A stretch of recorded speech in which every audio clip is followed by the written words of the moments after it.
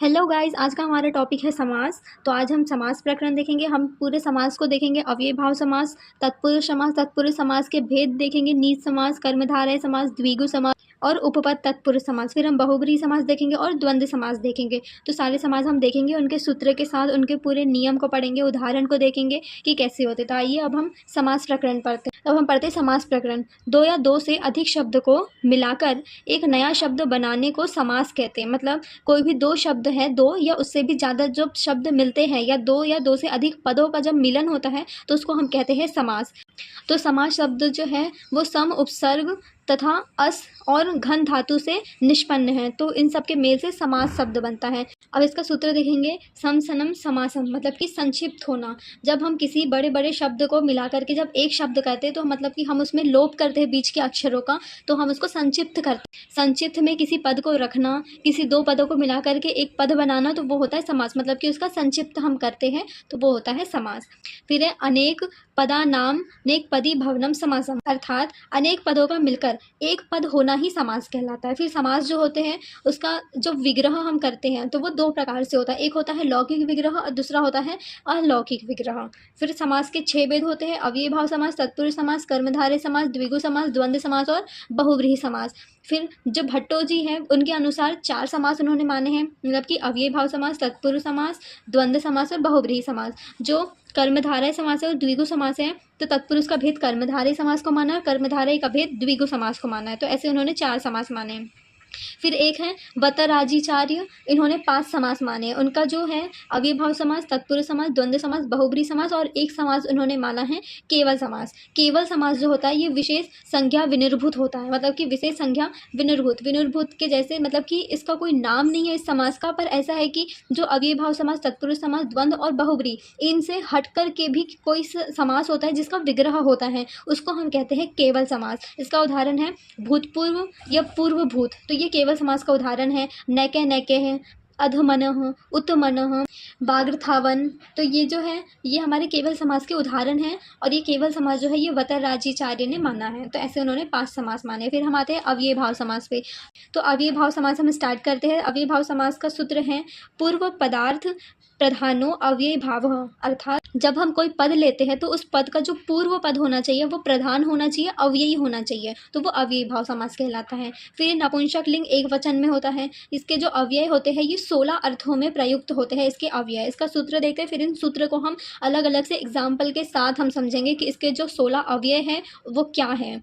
तो अव्ययम विभक्ति, समीप, समृद्धि, अर्थाभाव, अत्यंत, संप्राप्ति, शब्द प्रादुर्भाव, पश्चात, यथा, अनुपूर्ण, योगवर्त, सादृश्य, संपत्ति, साकल्य, मर्यादा, अंत वचन। तो ये जो होते हैं ये पूरे 16 अव्यय होते हैं। इन सूत्र को याद ना भी करो, वैसे तो सूत्र याद होना चाहिए, क्योंकि अगर ये सूत्र याद होगा तभी आपको वो 16 अव्यय के अर्थ याद रहेंगे। 16 अवयव के अर्थ में से पहला है हमारे पास में विभक्ति। तो शब्द है हमारे पास अधिहरि, तो अधिहरि इसमें विभक्ति शब्द है, तो हरि का तो हरो हो जाएगा और अधि को हम ले जा करके इति कर देंगे, तो अधि का इति हो जाएगा। जहाँ पे इति करना है मतलब कि वो विभक्ति है, तो विभक्ति के अर्थ में अधि है, अधि का इति हो गया और हरि का हरो हो गया। फिर वैसे दूसरा उदाहरण है अध्यात्मनः, तो अध्यात्मनः में अधि है तो अधि का इति हो गया और आत्मनः में आत्मनि हो गया, तो आत्मनि इति। तो इति वाला जो शब्द है ये विभक्ति में आता है। फिर दूसरा है समीप। समीप में उदाहरण है उपनगरम, मतलब कि समीप है तो समीपम लगेगा ही, तो उपनगरम, उप का अर्थ होता है पास में,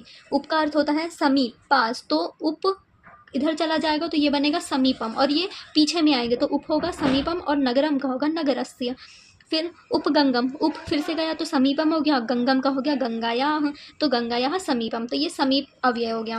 फिर हम आते हैं समृद्धि पे। तो समृद्धि में सु उपसर्ग है। अब सु उपसर्ग है तो सु इधर में जाकर के जब इस विग्रह करेंगे तो ये बनेगा समृद्धि, और मंद्रम का बनेगा मंद्राणाम, तो मंद्राणाम समृद्धि। फिर दु उपसर्ग है तो दुर्भिक्षम, तो भिक्षानाम व्यद्धि, ये समृद्धि के उदाहरण है। फिर है अर्थाभाव। अर्थाभाव का अर्थ है कि इसमें अभाव हो जाएगा, तो नी उपसर्ग है इसमें, नी है तो इधर अभाव आ गया क्योंकि अर्थाभाव अव्यय के अर्थ में ले रहे हैं हम, तो नी उपसर्ग है, नी उपसर्ग का अगर विग्रह करेंगे तो अभाव हो जाएगा, और मक्षिकम का मक्षिका नाम, मतलब मक्षियों का अभाव होना, तो ये अर्थाभाव में आ जाएगा। फिर है अत्यय। अत्यय शब्द में अति उपसर्ग आएगा, तो अति उपसर्ग आएगा तो अति जो है इसका विग्रह करेंगे तो ये बन जाएगा अत्यय, तो अत्यय है अव्यय है, अत्यय है आ गया। फिर है रोगम, तो रोगस्य, अतिरोगम का बना रोगस्य अत्ययः, तो ये पांचवा हो गया। फिर है असंप्रति, असंप्रति मतलब कि अनुचित के अर्थ में, मतलब कि अति है, अति में अनुचित के अर्थ में हम लिखेंगे संप्रति न युज्यते, है ना।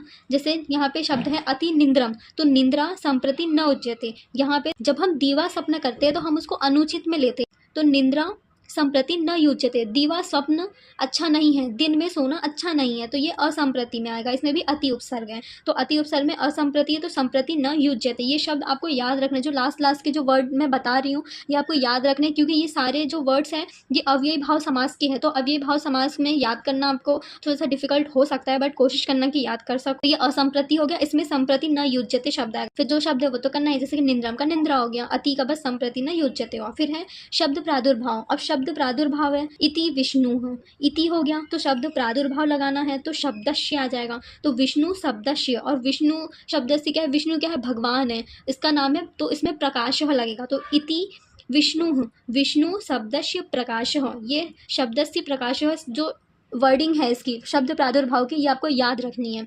इति विष्णु शब्द आ गया, विष्णु शब्द से प्रकाश, मतलब कि वो प्रकाश में है, वो भगवान है, वो सकारात्मकता से भरे हुए हैं, ठीक है। फिर है पश्चात, इसमें अनु उपसर्ग आएगा, तो अनु विष्णु, तो विष्णु हो पश्चात, अब अनु का अर्थ होता है पश्चात, पीछे, है ना, उसके बाद, तो विष्णु के बाद, तो विष्णु पश्चात इसमें शब्द आ जाएगा। फिर यथा, यथा के चार भेद होते हैं, तो इसका चार अर्थों में हमें करना है।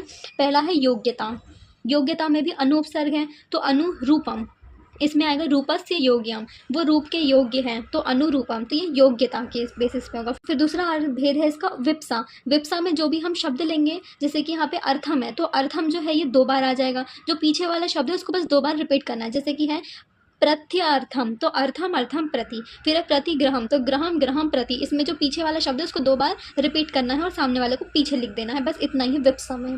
फिर है अतिक्रमण, तो अतिक्रमण जैसे कि यथाशक्ति, शक्ति के अनुसार, तो शक्तिम अतिक्रमण, तो अंतिक्रम, ठीक है। तो ये होता है उदाहरण योग्यता के चार भेद का। फिर लास्ट है सादृश्य, यथा के भेद में से लास्ट है सादृश्य, तो इसमें स उपसर्ग आएगा, तो स हरि, तो हरे सादृश्यम, ठीक है। तो ये हमारे योग्यता के चार भेद हुए। फिर है अनुपुवर्य, तो इसमें शब्द है अनु ज्येष्ठम, मतलब अनु उपसर्ग है इसमें भी, तो यहाँ पे ज्येष्ठम आ गया, तो ज्येष्ठस्य अनुपूर्ण हो। फिर है योगपदः सक्रम, मतलब कि चक्रेण युगपद, योग पदम है मतलब कि युगपद होना, एक साथ होना, तो स का अर्थ हो जाएगा युगपद, यहाँ पे स उपसर्ग है तो स का अर्थ युगपद हो जाएगा, सचक्रम चक्रेण युगपद, सहर्षम हर्षेण युगपद।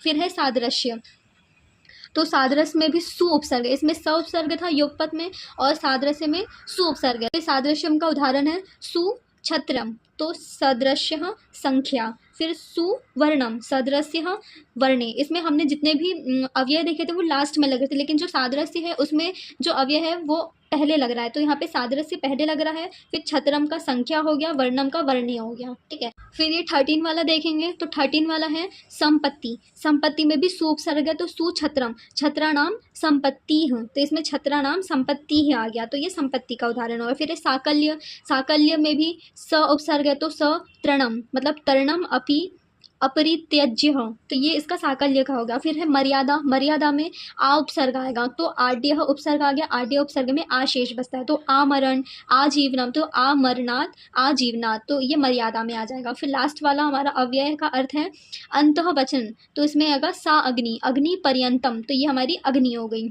सा अग्नि में अग्नि पर्यंतम। तो ये हमारे 16 अव्यय हो गए, उनके हमने सारे अव्ययों के अर्थ देखे, उसके एग्जाम्पल्स देखे कि हमें कैसे करना है, और ये जितने भी जहाँ पे भी दिख जाए ये सारे शब्द वो सब अव्ययी भाव समास ही होता है। फिर एक इसमें की पॉइंट है, एक सूत्र है नदि भिषच्य, तो नदि भिषच्य जैसे हमने यहाँ दिखा है पंचगंगम, तो यहाँ पे पंच जो है ये संख्यावाची शब्द, तो ये जो संख्यावाची जो शब्द होते हैं ये द्विगु समास में होते हैं, जो कि कर्मधारय का भेद है, तो ये द्विगु समास में होते हैं, द्विगु समास में होते हैं। लेकिन अगर गंगा के पास में नदी रिलेटेड अगर कुछ है, जैसे कि पंचगंगम या जमुना जो भी है, तो उसमें हमारा अव्यय भाव समास आता है। तो इसमें पंचगंगम गंगा के समीपम, तो पंचानाम गंगा नाम समारा, तो ये हमारा पूरा अव्यय भाव समास हो गया। So thank you for watching.